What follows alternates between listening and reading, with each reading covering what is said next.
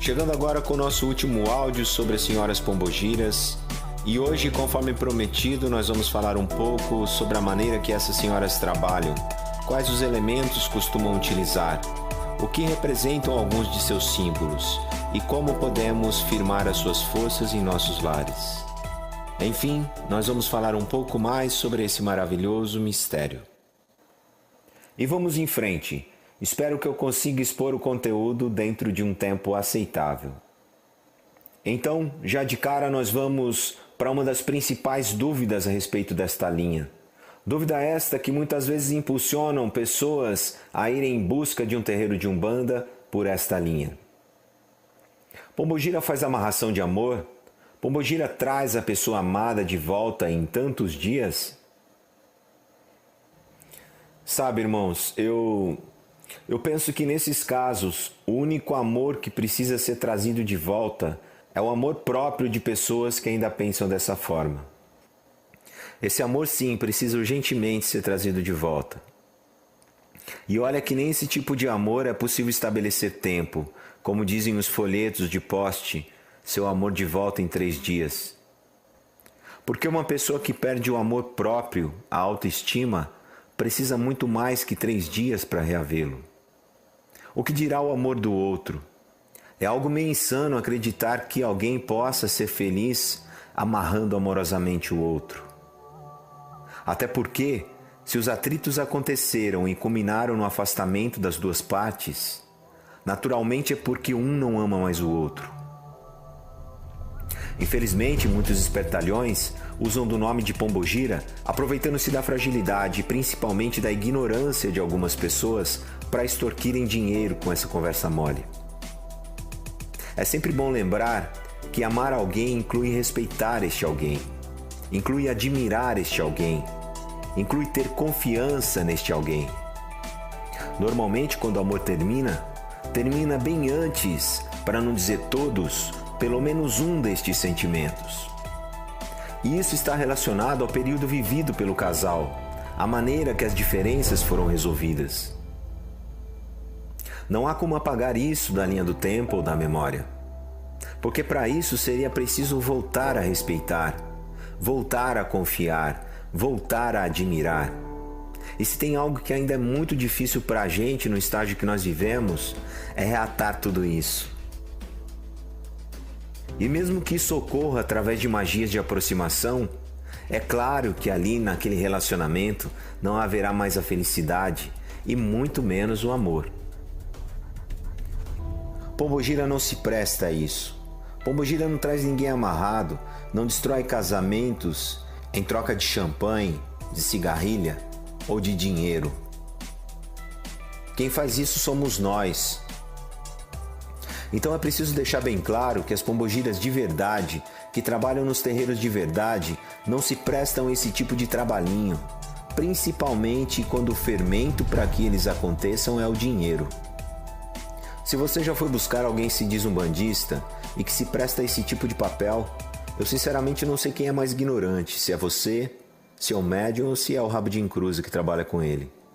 Sim, porque precisamos ser um pouco mais inteligentes para perceber que o mundo da picaretagem está em todo canto, inclusive dentro das religiões. Pensem bem, o que o espírito vai fazer com o dinheiro que você paga para o pai de santo, para o zelador, para o dirigente, ou seja lá para quem for? De que maneira eles vão usufruir desse recurso? É só botar a cabeça para funcionar. Pombogira não trabalha dessa forma. Pombogira não faz amarração amorosa. Esse não é o campo de atuação de Pombogira. Pombogira trabalha o nosso interno, trabalha o amor próprio, trabalha o bem-querer por nós mesmos. Sim, é verdade, Pombogira está para a paixão, assim como Oxum está para o amor. Mas Pombogira estimula o apaixonar-se por si mesmo. Ninguém que não se apaixone por si mesmo e passe a se amar é digno de conquistar o amor do próximo. Pombogira traz junto dela este mistério. Ela trabalha este mistério dentro da energia do sagrado feminino. E Pombogira chega nos terreiros trazendo este sagrado feminino. E é por este motivo que o alvo principal de Pombogira é a mulher. Aquela mulher que sofre e se permite sofrer nas mãos de um homem. Aquela mulher que não se dá o devido valor. A mulher que não se dá o respeito. Aquela mulher que se coloca submissa a um relacionamento, esquecendo-se da própria vida em função de um pseudo-amor. Pombogira atua desta forma.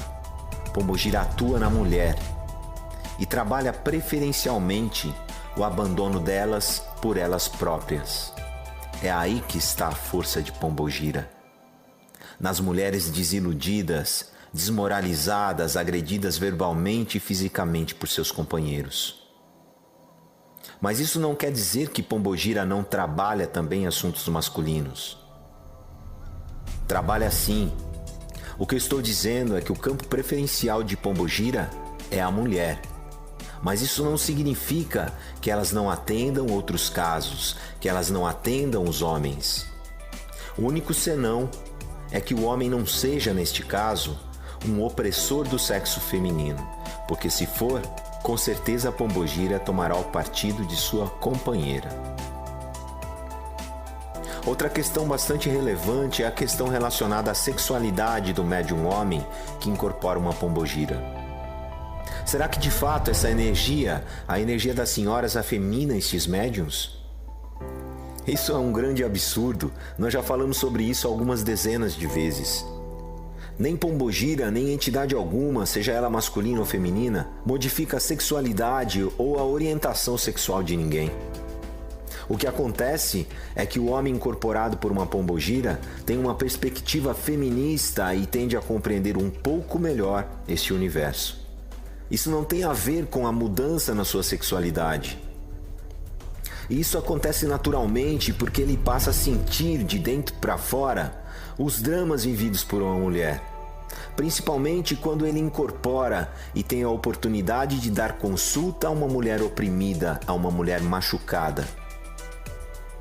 A sexualidade e a orientação, essa não se altera, ao menos que o homem já carregue este desejo oculto. Mas isso não tem a ver com Pombogira, e sim com a verdade que dorme em cada um de nós. Agora nós vamos falar um pouco sobre os elementos, a simbologia e o significado que eles carregam. Nós já falamos em outros momentos a respeito das cores. Dissemos que cada uma delas possui uma curva frequencial e que cada frequência produz uma vibração. Muito bem, Pombogira trabalha dentro da vibração do vermelho. Portanto, as velas e suas firmezas são preferencialmente vermelhas. O vermelho representa o fogo, o sangue, a vitalidade, o calor, a paixão, a emoção, a coragem e a força. E este vermelho de Pombogira vem afixado em diversos outros elementos, como por exemplo nas rosas, que trazem também a sua simbologia. Na mitologia greco-romana, por exemplo, a rosa está associada a Afrodite ou Vênus, a deusa do amor, da beleza, e portanto se trata de uma flor sagrada do elemento fogo, que simboliza a fertilidade, a beleza, a paixão, o amor ardente, o respeito, a coragem, a admiração. Para a linha das Pombogiras não é diferente seu significado, considerando que, assim como as divindades citadas, as Pombogiras representam o mistério feminino. Um outro elemento que acompanha sempre uma Pombogira é o champanhe, seu criador ou bebida de poder. E este vem servido sempre em uma taça. A taça ou cálice são símbolos encontrados em praticamente todas as religiões e geralmente estão ligadas a sacrifícios místicos. Para o povo cigano, por exemplo, a taça simboliza a receptividade e a união. Provavelmente a taça mais famosa é a conhecida como o Santo Graal, a taça mística que Jesus teria usado na última ceia. Na liturgia católica, a taça ou cálice, normalmente feito de ouro ou de prata, é utilizado durante a missa, mais especificamente durante o ofertório da missa.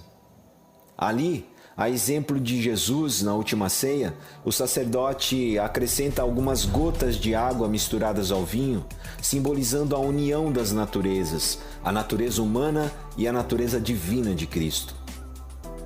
Enfim, são muitos simbolismos carregados por esse objeto, que também habita o universo umbandista, o universo de Nossas Senhoras. Para nós na Umbanda, a taça é só mais um símbolo que acentua ainda mais o caráter feminino dessas entidades. Agora vamos ao tridente, talvez o mais polêmico dos símbolos utilizados pelos guias de esquerda da Umbanda. Polêmico porque, como tantos outros símbolos, foi profanado pela Igreja Cristã. O tridente nada mais é que uma haste, uma espécie de cetro com 3 pontas em sua extremidade. Para muitas culturas, é tida como um símbolo solar e mágico, que representa o poder e a força do universo. Na antiguidade, foi muito utilizado pelos gladiadores. E se nós formos buscar pela história, nós encontraremos a presença do tridente em várias culturas e em diferentes épocas. Por exemplo, a 23ª letra do alfabeto grego, denominada Psi, é representada por um tridente curvo, que por sua vez foi aderido enquanto símbolo da psicologia. O tridente da psicologia carrega muitas interpretações. Possivelmente, cada ponta do tridente representa um tripé das teorias ou correntes psicológicas. O próprio Freud, pai da psicanálise, dizia que o tridente representava uma tríade de forças, denominadas por ele como id, inconsciente, ego, pré-consciente e superego, o consciente. No início dos tempos, e eu ousaria dizer até antes da criação do diabo, do satanás, do cramunhão, do capeta na tradição cristã, o tridente representava a Santíssima Trindade, o Pai, o Filho e o Espírito Santo. Depois, é claro, com a psicologia do medo sendo desenvolvida em conjunto com a figura diabólica de um ser que induz o pobre humano a cometer erros, o tridente se torna o principal e o mais importante instrumento de tortura nas mãos do capiroto. Uma grande besteira que sempre funcionou e provocou o medo, e ainda hoje, infelizmente, funciona. Na Índia, o tridente é chamado de Trísula e é o objeto carregado por Shiva, o deus supremo do hinduísmo. O deus que carrega a energia criativa, a energia da transformação e a energia da destruição. Nesse contexto, cada ponta carrega um significado. O significado de criar, o significado de preservar e o significado de destruir. Na cultura grega, Poseidon, e na romana, Netuno, também empunham um tridente. No caso da mitologia grega, Poseidon, com seu tridente, acerta o coração de seus inimigos e captura suas almas. Imagina, não foi nada difícil para a igreja desenhar uma figura diabólica e colocar em suas mãos um instrumento tão poderoso. Por isso o tridente ainda causa tanta aversão e tantos arrepios, principalmente aos consulentes de primeira viagem que frequentam os terreiros de Umbanda. Mas culturas à parte, dentro da Umbanda, o tridente também traz seu simbolismo próprio. No caso das pombogiras, é natural e mais comum que elas se utilizem do tridente redondo, o qual chamamos na Umbanda de tridente feminino. Esse tridente, segundo informações colhidas através de representantes desta linha, é um tridente atemporal, ou seja, ele trabalha em qualquer tempo, seja no presente, no futuro ou no passado. E traz consigo o fator estimulador dentro dos 7 sentidos da criação. Já o tridente quadrado, usado normalmente pelos Exus, também é conhecido por tridente macho, um tridente que trabalha as energias do presente, do agora, e carrega consigo o fator vitalizador, também nos 7 sentidos da vida. Isso não quer dizer que os Exus trabalhem somente com tridentes machos, quadrados, e que as giras trabalham apenas com os tridentes fêmeas, os curvos. Tudo vai depender muito do mistério que envolve cada ser Exu e cada ser pombogira. Agora vamos à questão do firmar as forças de uma pombogira. É saudável firmar uma pombogira dentro de casa? Olha, sinceramente, se não há outra forma de fazê-lo e se você respeita essa força e traz consigo boas intenções, não há mal algum em fazer isso. Imagine que você mora num prédio. Como é que você vai firmar uma vela para pombogira no externo? Na lavanderia. Eu acredito que muitos de vocês já tenham respondido isso. Beleza, na lavanderia. Mas não se esqueçam que mesmo a lavanderia continua a fazer parte do contexto físico do seu apartamento. A planta é a mesma, as paredes em certo ponto se encontram. Então, irmãos, é melhor não pirar na batatinha achando que não se pode firmar uma vela para pombogira dentro de casa. Como eu disse, a intenção é o elemento mais importante da magia. Agora, a questão de como firmar é muito particular e depende muito do contexto, das forças e dos poderes que você pretende evocar. E aproveitando essa deixa, eu gostaria de falar um pouco sobre esses dois termos, evocar e invocar. Evocar significa trazer a força fora de si, sem que ela necessite do seu corpo para manifestar. Evocamos uma força ou poder quando pretendemos que essa força ou poder permeie o ambiente ou a pessoa que está necessitada. Agora, a invocação seria trazer, se é que eu posso falar assim, a força ou o poder para dentro de si. Os médiuns, quando incorporam, invocam as forças de seus guias para que eles se manifestem a partir de sua matéria. Seguindo então, agora com um exemplo de firmeza. No caso, eu vou exemplificar uma firmeza para pombogira de trabalho. Conforme já mencionamos lá atrás, pombogira trabalha dentro da frequência da cor vermelha. Há quem diga que Exu é preto e vermelho e pombogira é vermelho e preto, mas não vamos complicar. Você vai precisar então de uma vela vermelha, que tanto pode ser uma vela palito ou uma vela de 7 dias. Lembrando que as velas são estruturas energéticas repetidoras de nossas intenções. Logo, se você depositou ali no momento de firmar a vela uma intenção, ela será repetida enquanto a chama da vela permanecer acesa. A partir disso, você escolhe se você prefere uma vela palito ou uma vela de 7 dias. Você vai precisar também de um prato ou de um pires, que não precisa ser virgem, mas que de agora em diante você só utilize para esse fim, para fixar a vela. O básico do básico de uma firmeza é isso, uma vela e a sua intenção. Agora, é claro que nós podemos incrementar essa firmeza oferecendo, por exemplo, à senhora uma taça de champanhe, uma cigarrilha, uma rosa, uma maçã, enfim, elementos que tenham a ver com esta entidade. Mas vamos prosseguir com o processo de firmar a vela.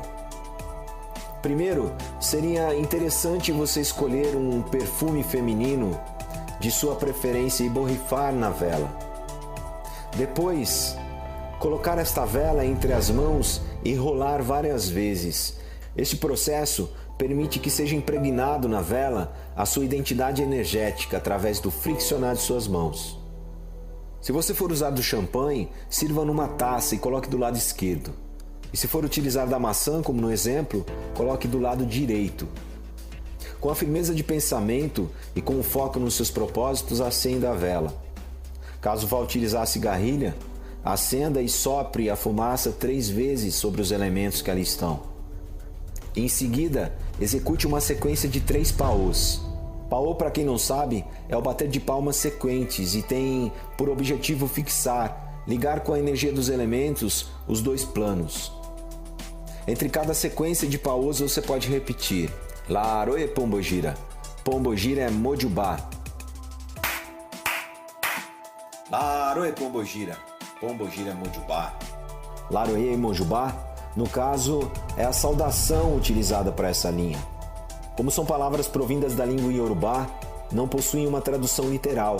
Então nós podemos entender que Laroe seja algo como: olhe por mim, me proteja, me guarde, venha trabalhar ao meu lado. Já Mojubá, eu te respeito, eu te saúdo, você é grande, eu me curvo diante de ti. Firmeza pronta, tudo que você precisa é continuar tendo muito respeito e muita fé por essa linha. E é isso, irmãos. Eu espero que durante essas semanas que nós estivemos juntos, os áudios possam ter ajudado a esclarecer pelo menos um pouquinho sobre a verdadeira identidade dessas senhoras que trabalham sim pela luz. No mais, eu agradeço a cada um de vocês e principalmente ao Alto pela oportunidade e pela força que me impulsionou, apesar de todas as dificuldades. Agradeço também a todas as senhoras pombogiras e a minha senhora em particular pelo estímulo causado em mim. Saravá fraterno a todos, que o Alto, os sagrados orixás, os guias de Umbanda e especialmente as senhoras pombogiras possam sempre nos abençoar. Laroe Pombogira, Pombogira é Mojubá.